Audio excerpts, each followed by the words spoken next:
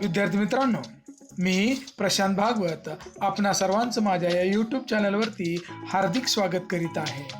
सुरुवातीला तुम्हा सर्वांचं आभार. एवढ्या मोठ्या संख्येनं तुम्ही माझ्या या चॅनलला सबस्क्राईब केलेलं आहे, अनेक व्हिडिओजला लाईक केलेलं आहे आणि अनेक व्हिडिओज तुम्ही तुमच्या वर्गमित्रांशी शेअर केलेले आहेत. चला तर पाहूया आजचा व्हिडिओ कशाविषयी आहे.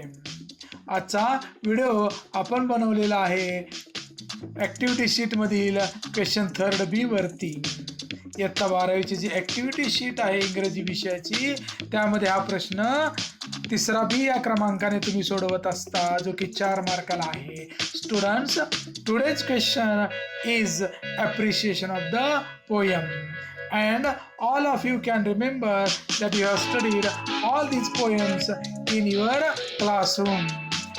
All these poems were included in your English Bharati textbook for class 12th, and during the whole year you have learned these poems.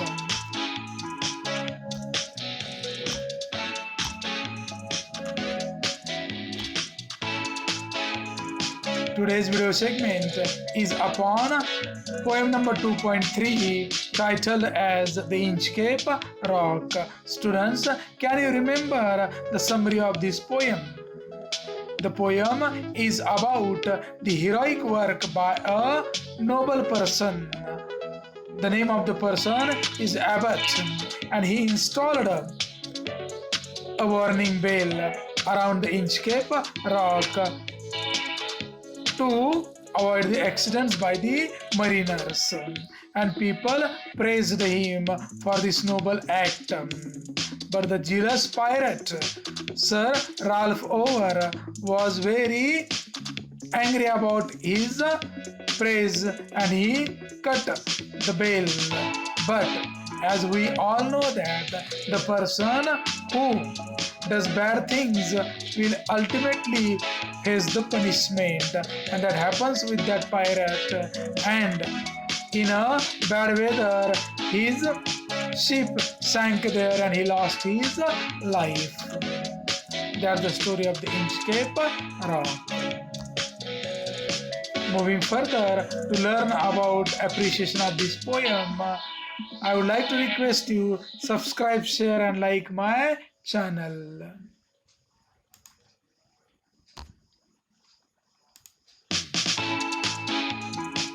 What kind of question will be there in the activity sheet? You can read it on the screen.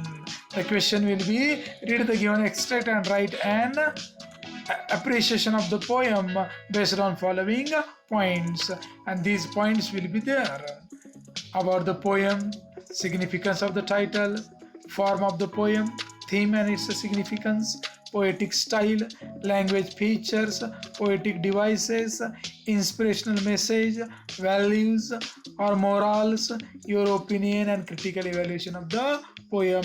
You can take help of these points to write the appreciation of the poem.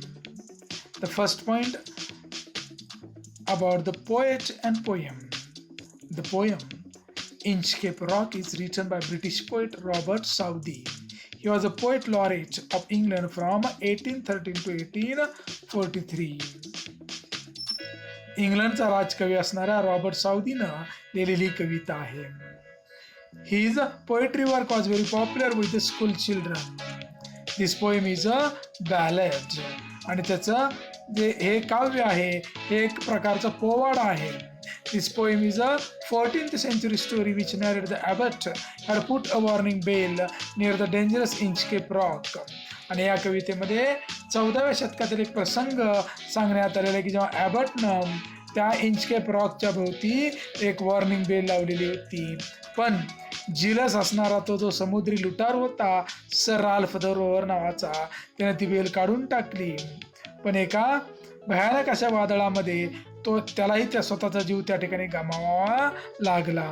म्हणजेच या कवितेतून आपल्याला संदेश clear मिळतो की जो दुसऱ्यांसाठी खड्डे खोदत असतो तो स्वतःच त्या खड्ड्यामध्ये पडू शकतो.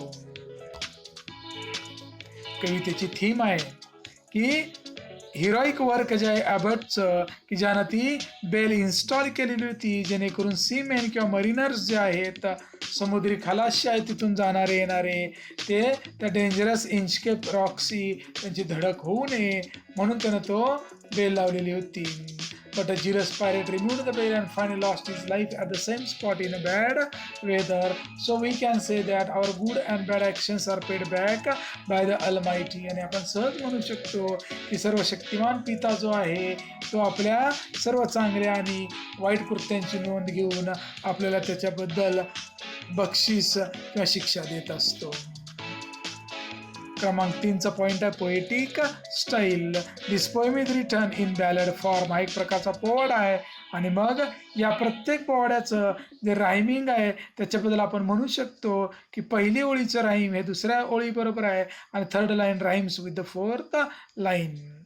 पोएट रॉबर्ट साऊथ्यानं या कवितेमध्ये डिस्क्रिप्टिव्ह आणि नॅरेटिव्ह टेक्निकचा वापर केलेल्या वर्णनात्मक आणि कथा सांगण्याच्या पद्धतीचा वापर केला आहे.